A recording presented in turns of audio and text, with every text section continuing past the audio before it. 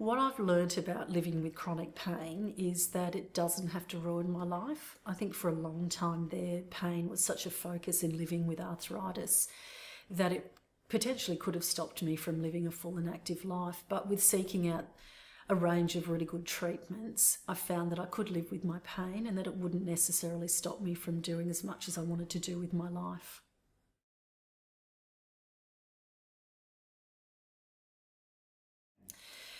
I've learnt that pain is unpredictable and a fickle friend. It is something that I can't predict. I don't know within a day what my pain will be like, let alone day to day. I can't predict the triggers. I can't predict the location.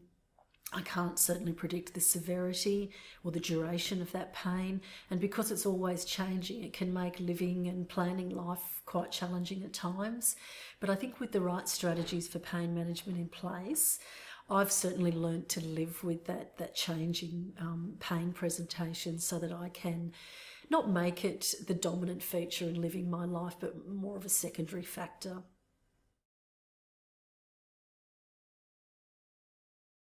I think the mind has a very powerful role to play in living with a chronic condition like arthritis and the chronic pain that comes with that disease.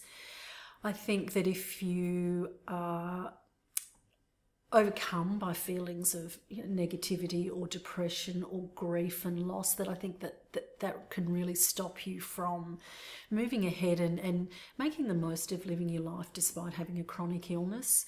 For me, one of the best things that I've learnt in my journey living with arthritis is the power of positive thinking.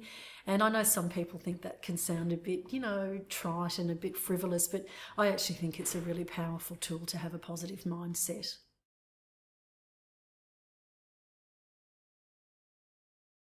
One of the biggest challenges I've learnt living with pain is how it affects my mood. And again, this was something that took age and maturity and insight to become aware of, that when I was most cranky and irritable coincided with the times when my pain was at its worst.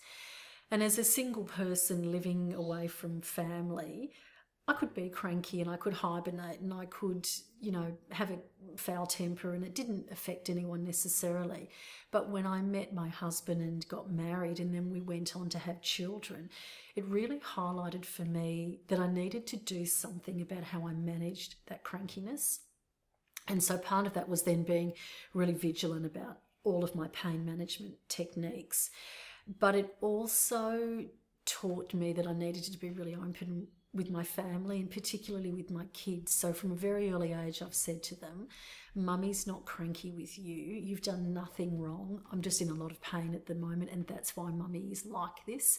And so my children now, who are 7 and 10, will look at the expression on my face and say, are you tired, Mummy? Are you cranky? Are you in pain? And they've got their set questions that they can now run through so that they can gauge whether they've actually done something wrong or it's just that Mum's in a lot of pain and therefore feeling tired and cranky.